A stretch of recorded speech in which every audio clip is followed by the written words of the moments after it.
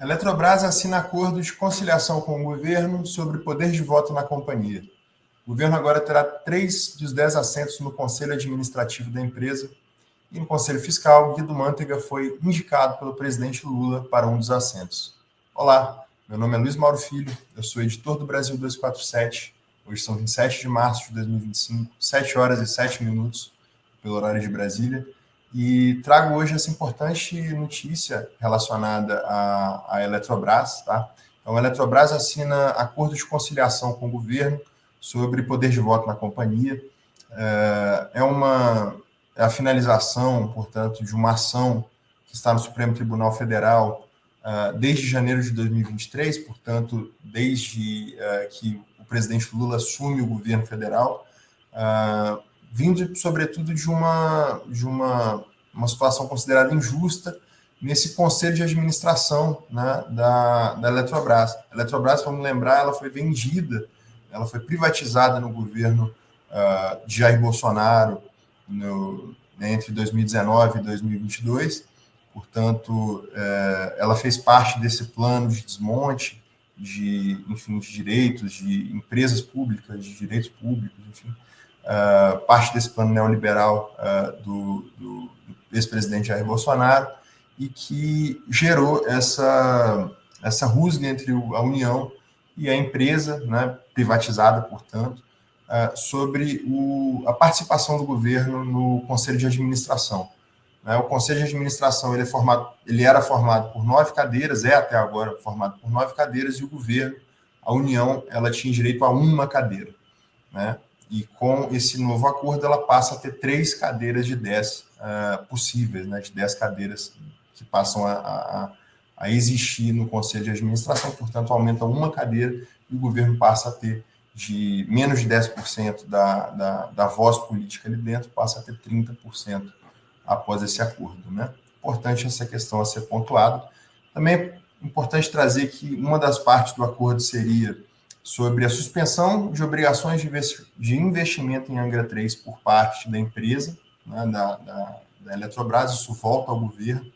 É um ponto também de uma questão estratégica e de alocação de investimentos na finalização de uma obra inacabada ainda, que seria a obra de Angra 3, e que tem impacto, com certeza, no futuro do governo, no futuro não só desse governo, mas no futuro da questão elétrica, da questão de abastecimento elétrico no Brasil, né?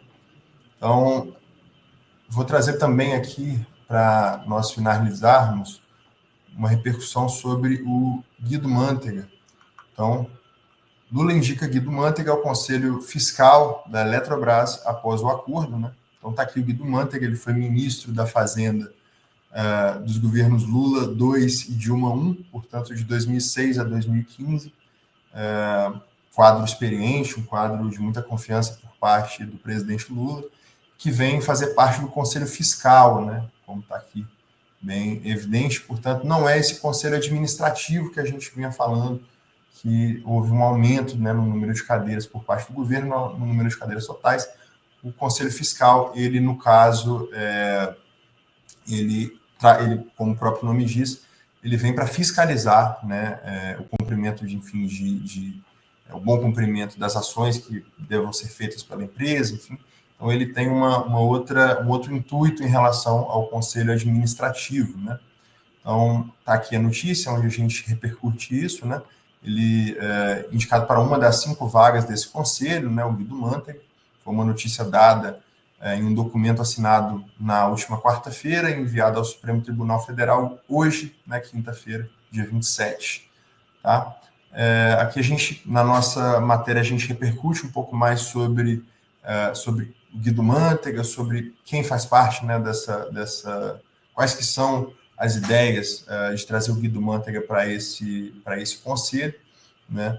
E também que eu acho que é importante a gente destacar isso, né? Os nomes do conselho de administração, aquelas 3 outras cadeiras que a gente comentou, os nomes dos indicados são Silas Rondô, Maurício Tomalskin e Nelson Rubner, né?